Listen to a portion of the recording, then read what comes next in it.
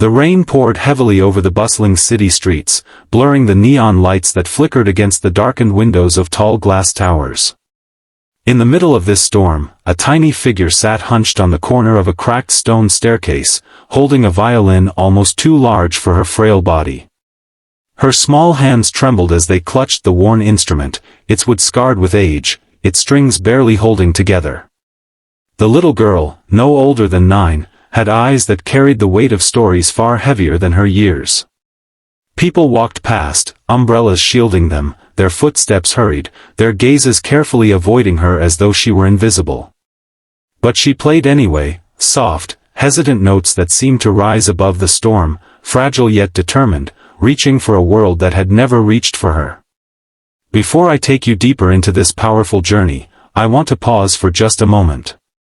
If this story touches your heart, please support us by liking this video, sharing it with someone who needs hope, and subscribing to Kindness Corner. And most importantly, comment below about what kindness means to you. It truly keeps these stories alive and helps spread love in a world that desperately needs it. Her name was Eliza. She had grown up in the cold embrace of an orphanage on the city's edge, a place where hope often vanished under the weight of survival. The violin had once belonged to her mother, the only memory she had of the woman whose voice she barely remembered singing her to sleep. Her mother had died when Eliza was too young to understand, and her father, no one knew where he had gone. All she had left was the violin, repaired time and time again with scraps of glue, tape, and string. For Eliza, the instrument was not just wood and wires, it was her heart, her only way of speaking when words failed her. On most days, the streets were cruel.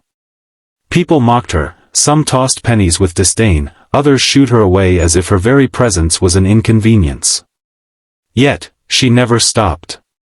She believed that if she played long enough, if she poured her soul into the notes, maybe someone would listen, really listen, and understand the silent cries of a child who wanted nothing more than to belong.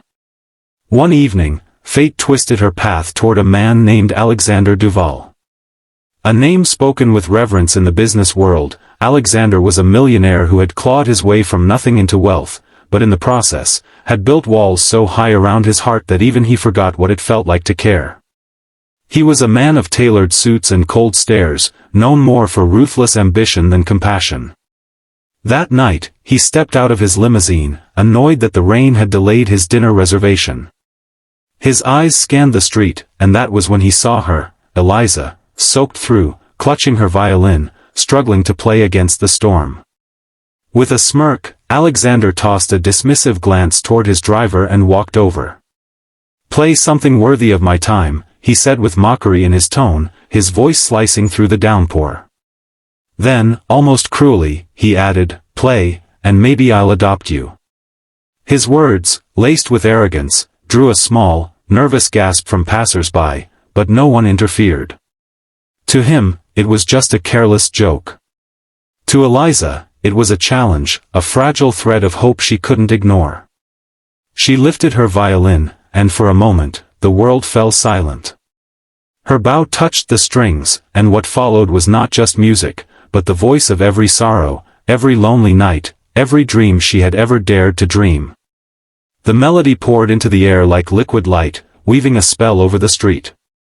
The storm itself seemed to hush in reverence, raindrops slowing as though reluctant to disturb her fragile hymn.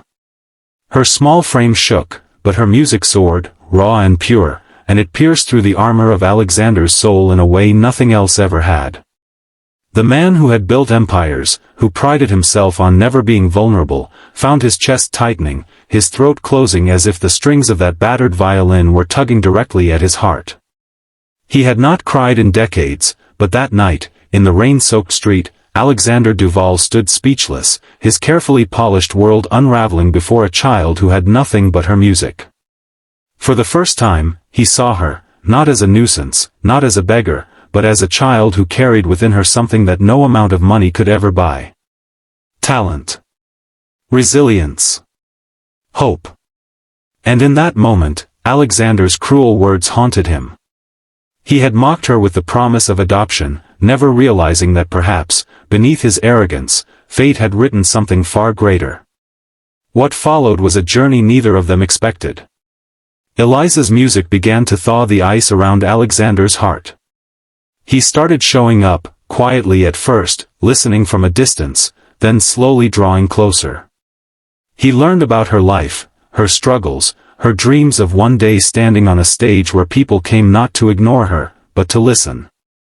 The millionaire who once mocked her began to use his power and influence not for pride, but for her. Yet, it was not an easy road.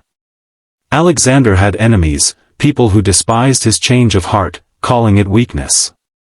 Eliza faced jealousy, ridicule from children at the orphanage who accused her of chasing fantasies. But together, they endured. Each time she picked up her violin, she reminded him of something he had long forgotten: humanity. By the time Eliza stepped onto her first real stage, under the glow of golden lights, dressed in a gown Alexander had carefully chosen for her, the entire hall fell silent. She lifted her bow, and once again, her music became a river of emotion. Among the audience sat Alexander, his eyes glistening, his heart swelling with pride, not because he had discovered her, but because she had saved him. That night, when the crowd rose to its feet, their applause thunderous, Eliza smiled for the first time in years, not just because they finally listened, but because she knew she was no longer alone. And true to his word, though spoken in mockery that first night, Alexander did adopt her. Not as a gesture of pity, but as a promise of love.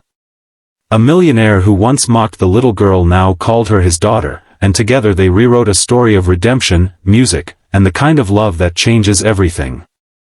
So when people ask what it means for one heart to touch another, I think of Eliza's violin.